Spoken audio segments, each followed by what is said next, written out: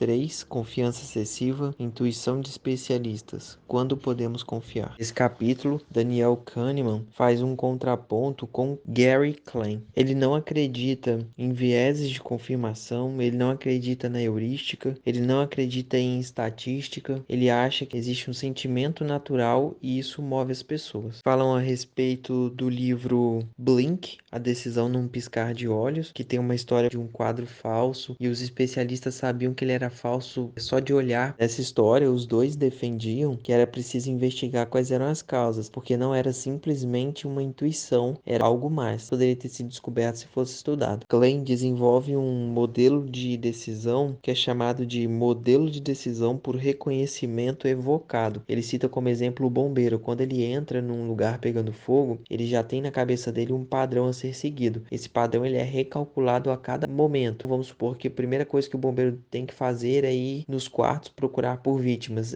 Ele tenta fazer isso. Caso ele não consiga, ele vai recalculando durante a ação. Não existe intuição, não existe algum viés, alguma coisa que interfira nessa ação dele. Ela é meio robotizada. Klein explica que o nosso sistema 1 simula a situação e o nosso sistema 2 calcula se aquilo é viável. Caso não seja, manda informação para o sistema 1 faz outra rota de resgate das vítimas porque essa não tá legal. E aí o bombeiro vai fazendo isso durante toda a atuação dele. Daniel Kahneman também cita a definição de intuição de Herbert Simon. A situação forneceu um indício. Esse indício deu ao especialista acesso à informação armazenada em sua memória, e a informação fornece a resposta. A intuição não é nada mais, nada menos que reconhecimento. Kahneman explica como a gente adquire essas habilidades, fala a respeito de Pavlov, que é a base do behaviorismo, é o comportamento de animais. Cita o exemplo do cachorro, onde ele era estimulado a tocar uma campainha para receber o alimento. Tem também o exemplo de Skinner, que são o exemplo dos pombos, que era clicar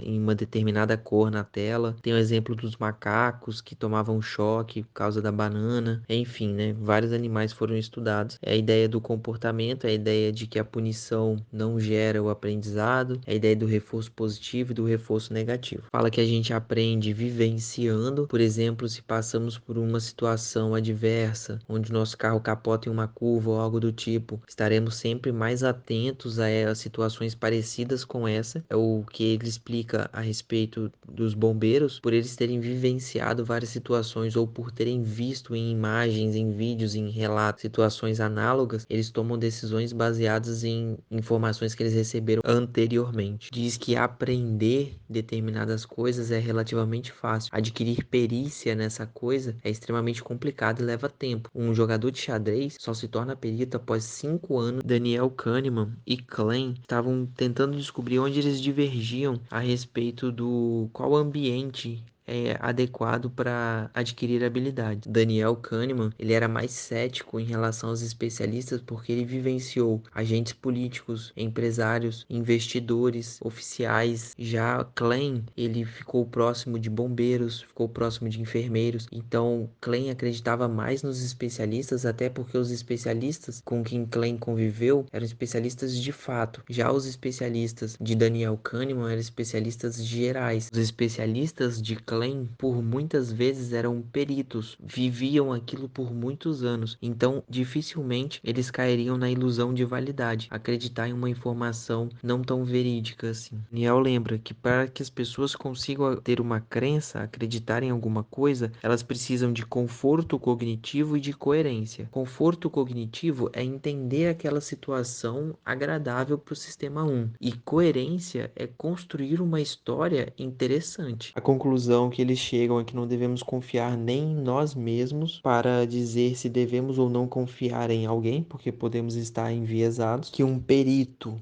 ele tem mais chance de estar certo na sua intuição do que um especialista que não seja perito, e que quanto mais situações parecidas ele vivenciar, maior é a chance de sucesso na sua intuição. Algumas profissões que possuem peritos, como médicos, enfermeiros, atletas, engenheiros, bombeiros, eles de fato conseguem ter uma intuição, digamos, adequada para situações futuras. Porém, quando lidamos com consultores de investimento investimentos, cientistas políticos, onde tudo é imprevisível, estamos lidando em um ambiente com validade zero, que num ambiente onde possui muitos ruídos, ou seja, um ambiente onde as variáveis são muitas, é preciso usar modelos estatísticos, porque eles não sofrem vieses e após os dados serem inseridos, eles saem com resultado. Qualquer intuição assertiva nesse ambiente nada mais é do que sorte ou mentira contada por esta pessoa. Ele lembra que intuição